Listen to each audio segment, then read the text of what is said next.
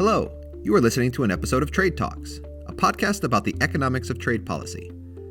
I'm Chad Bown, a senior fellow at the Peterson Institute for International Economics in Washington. This week, Soumaya, Keynes, and I have a four-part conversation about trade deals with Professor Dani Rodrik. Dani Rodrik is the Ford Foundation Professor of International Political Economy at Harvard University. This is part 4. It's a bonus episode, if you will. This is the really geeky, techie bit that asks Dani what he thinks about the terms of trade argument for trade agreements. There is a substantial economics literature, research literature, that tries to formalize a number of the ideas that you put out there, that in some respects, economists think about trade agreements as deals between governments when they're trying to tie their own hands so they're not responsive to some of these special interests that would otherwise get them to do bad things. So that's definitely one view of the literature. Another view of the literature is that they're out there to get countries to reciprocally open up their markets to each other to deal with international externalities. That in the absence of trade agreements, I would impose tariffs that are too high. They impose costs on you. You would do the same thing, impose costs on me. And we bargain to try to get rid of those international externalities. Do you think in that second case, the international externality case, do you think that's a legitimate role for trade agreements? Has it ever been a legitimate role? Is it less of a role today? What's your sense on that? So the international externalities argument for trade treaties is essentially based on the terms of trade channel. And the idea is that, if you're a country which is relatively large in international trade, by restricting trade, you can manipulate your terms of trade to your own advantage. But of course, other countries can do that too. So if we are all acting in a kind of a decentralized, opportunistic way, that we might both end up having tariffs that are too high. And wouldn't it be better if instead we stepped back and entered into an agreement where we did not put on tariffs? So that terms of trade agreement is really the original and probably, analytically speaking, is the most sound and robust argument for the presence of international trade agreements. It goes back all the way to an article by Harry Johnson, I think it was back in 1950, which is the original rationale for trade agreements. I don't find that very appealing as an actual description of what trade negotiators do. That I just don't think that when trade negotiators are negotiating, that they worry about the terms of trade impact of their policies. That is, that trade restrictions are often preferred for reasons having to do with maintaining employment or maintaining income effects for import competing groups. And not so much because they're going to make imports cheaper. So in other words, cheaper imports from the perspective of the usual trade negotiator, is probably a bad thing. It's not a good thing because it would drive domestic import competition out.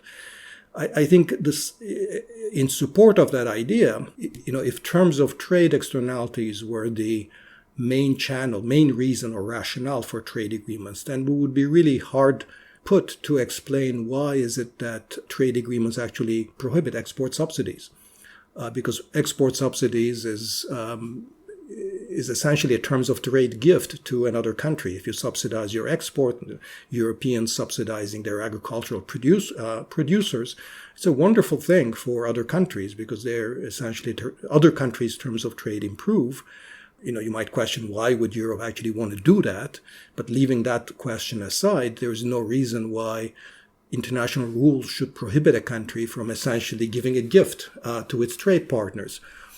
So on the whole, I don't find the terms of trade agreement to be a good rationale for trade agreements as they've come to be. Do you think that argument has changed at all over time? So do you see perhaps the original motivation for the 1947 GATT is really being a story about coming out of the 1930s and this beggar thy neighbor world and perhaps these international externalities? And that was the purpose of the original GATT. And now we just live in a different world? Or do you think it was even the case back then that the original trade deals were for different purposes? Yeah, I think even then, if you go back to the original trade rounds, And as you say, it was a way of getting us out of the kind of protectionism that the world inherited from the Second World War and then the interwar protectionism.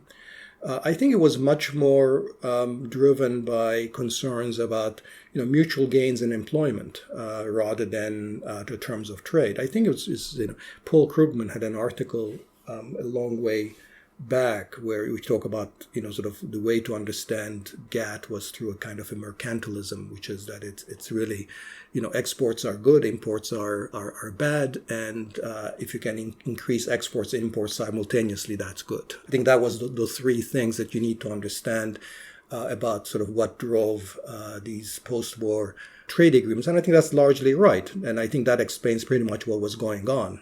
But this notion that exports are good, imports are bad, if you can expand both of them, it's a good thing.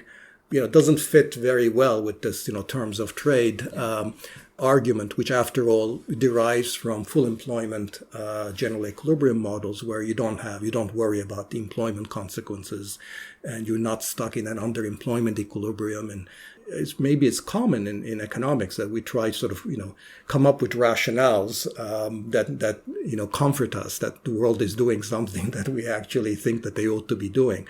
But in this one case, I think that there's a big difference between what was happening and the way that economists rationalize the process. That is the end of part 4 of our 4-part conversation with Dani Rodrik. Thanks again to Dani Rodrik. And thanks to the Julius Rabinowitz Center for Public Policy and Finance at Princeton University's Woodrow Wilson School. Thanks to them for hosting the conference that brought the three of us together. And thanks as always to our listeners. Please do keep in touch. On Twitter, I'm @ChadBown. And we're on @trade__talks. That's not one but 2 underscores, @trade__talks. Because a 4-part episode with Dani Rodrik really was enough. Enough for 1 week anyway.